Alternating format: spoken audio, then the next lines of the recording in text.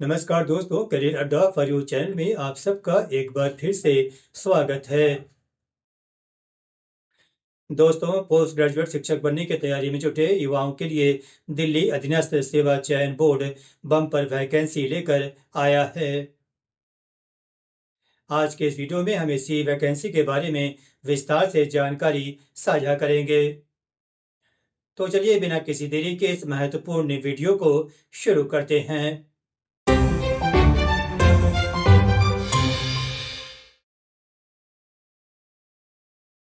दिल्ली अधीनस्थ सेवा चयन बोर्ड ने पोस्ट ग्रेजुएट टीचर के पदों पर भर्ती के लिए योग्य उम्मीदवारों से ऑनलाइन आवेदन आमंत्रित किया है। ऑनलाइन आवेदन की प्रक्रिया 16 जनवरी से शुरू हो चुकी है। ऑनलाइन आवेदन की आखिरी तारीख 14 फरवरी 2025 है। पदों की कुल संख्या 432 है। कैटेगरी वाइज देखें तो जनरल के 231, ओबीसी के 105, एससी के 37, एसटी के 18 और ईडब्ल्यूएस के 41 पद रखे गए हैं। वहीं विषयवार पदों की संख्या में हिंदी में 91, मैथ में 31, फिजिक्स केमिस्ट्री बायोलॉजी में 25, इकोनॉमिक्स में 82, कॉमर्स में 37, हिस्ट्री में 61, ज्योग्राफी में 22, पॉलिटिकल साइंस में 78 और सोशियोलॉजी में 5 पद खाली हैं। उम्मीदवार नोट करें कि विषयवार पदों की कुल संख्या में दिव्यांग अभ्यर्थियों की 20 सीट भी शामिल है। आवेदकों को परीक्षा के आयोजन की जानकारी उचित समय पर बोर्ड की वेबसाइट dssbonline.nic.in के माध्यम से दी जाएगी। आइए देखते हैं इन पदों के लिए एजुकेशनल क्वालिफिकेशन क्या रखा गया है। इसमें पहला है मान्यता प्राप्त विश्वविद्यालय से संबंधित विषय में कम से कम 50% अंकों के साथ मास्टर डिग्री होनी चाहिए। इसके अलावा मान्यता प्राप्त विश्वविद्यालय से बीएड या समकक्ष डिग्री होनी चाहिए। वहीं बीए बीएड, बीएससी बीएड अथवा एनसीटीई से मान्यता प्राप्त संस्थान से 3 वर्षीय एकीकृत बीएड और एमएड करने वाले उम्मीदवार भी इन पदों को भरने के लिए पात्र होंगे। इन पदों के लिए पे स्केल 47,600 से 1,51,000 रुपये रखा गया है। इसका पे लेवल 8 है। आइए देखते हैं इन पदों के लिए आयु सीमा क्या रखी गई है।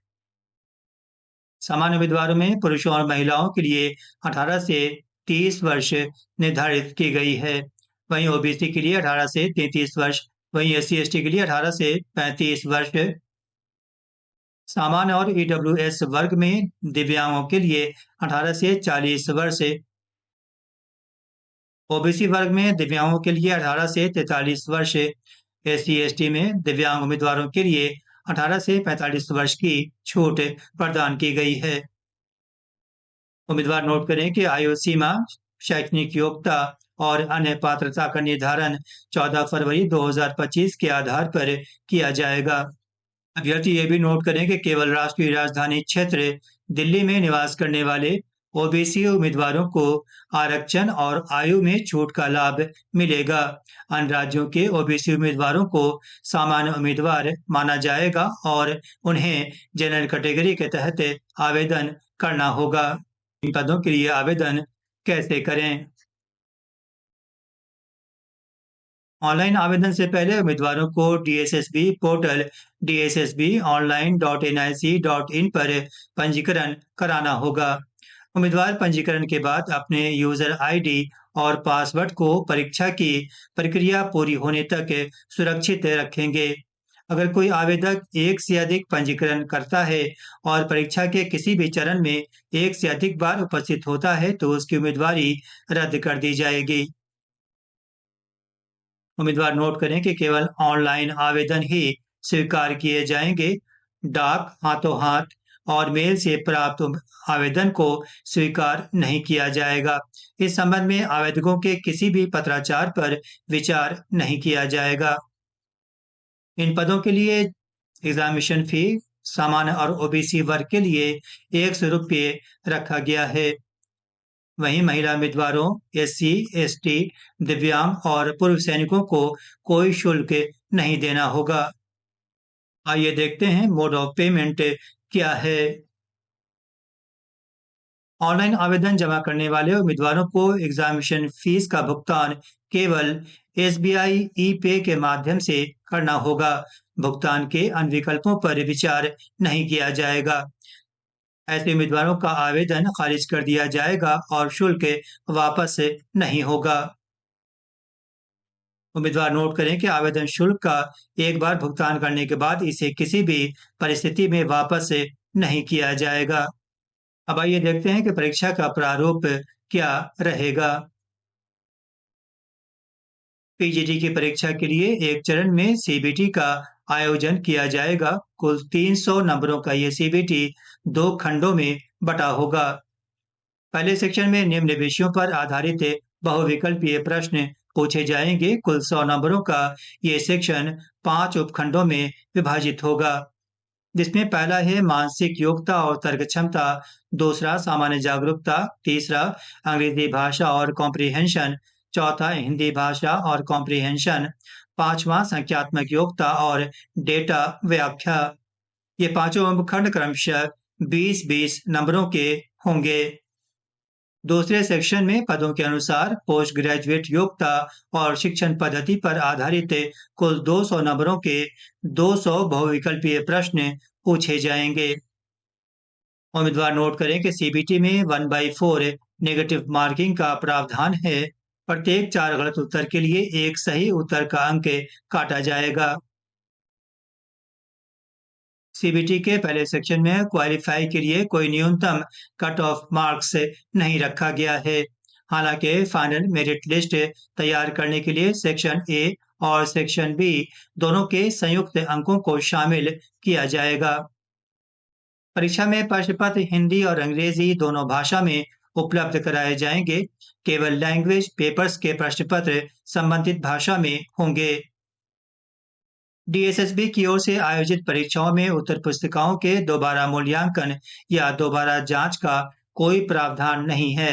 इस संबंध में किसी भी पत्राचार पर विचार नहीं किया जाएगा। उम्मीदवार नोट करें कि बोर्ड की ओर से सीबीटी का आयोजन केवल दिल्ली एनसीआर के केंद्रों पर निर्धारित तारीख और समय पर किया जाएगा।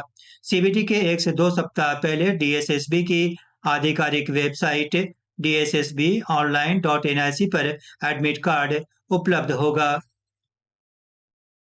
डीएसएसबी की ओर से पूर्व में आयोजित पीजीटी इंग्लिश लैंग्वेज की परीक्षा के कट ऑफ मार्क्स के आधार पर हम वर्तमान परीक्षा के लिए भी कट ऑफ मार्क्स का आकलन कर सकते हैं। 300 अंकों की इस परीक्षा में अभ्यर्थी निम्न प्रकार से कट ऑफ लाते हैं तो उनके सिलेक्शन के चांस ज्यादा होंगे। इसमें सामान्य वर्ग के उम्मीदवारों को 200 से 220, ओबीसी को 180 से 200, एससी को 160 से 180 और एसटी को 140 से 160 अंक लाने पर सिलेक्शन के चांस ज्यादा होंगे। डीएसएसबी ने online application registration system OARS portal पर उम्मीदवारों के नए पंजीकरण के लिए निर्देश जारी किया है। ये निर्देश केवल उन अभ्यर्थियों के लिए है जिन्होंने पहले ओएआरएस पोर्टल पर पंजीकरण नहीं कराया है। उम्मीदवारों को डीएसएसबी की वेबसाइट पर नए पंजीकरण के लिए क्लिक करें का उपयोग करके ऑनलाइन पंजीकरण करना आवश्यक है। उम्मीदवार डीएसएसबी ओएआरएस पोर्टल के माध्यम से ऑनलाइन पंजीकरण कर सकते हैं।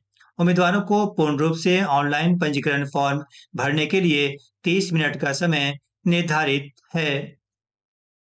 ऑनलाइन पंजीकरण से पहले उम्मीदवारों को अपना फोटो पहचान पत्र, जिसमें PAN card, voter ID card, driving licence, passport शामिल है, जेपीईजी फॉर्मेट में 15 से 60 केबी के बीच स्कैन कर तैयार रखना होगा। अभ्यर्थियों को पहचान प्रमाण के रूप में धुंधला फोटो अपलोड नहीं करना चाहिए। अगर पहचान प्रमाण के रूप में आधार नंबर प्रदान किया गया है तो स्कैन किए गए किसी आईडी प्रूफ को अपलोड करने की आवश्यकता नहीं होगी। उम्मीद है आप सभी को इस वैकेंसी की जानकारी पसंद आई होगी। जानकारी पसंद आई हो तो फटाफट इस चैनल को सब्सक्राइब, लाइक और अधिक से अधिक शेयर करें। इसके साथ ही नोटिफिकेशन की घंटी भी प्रेस करना ना भूलें ताकि हमारे आने वाली तमाम अहम वीडियोस सबसे पहले आपके पास पहुंचे। मिलते हैं फिर अगले वीडियो में एक नई और शानदार वैकेंसी के साथ। जय हिंद।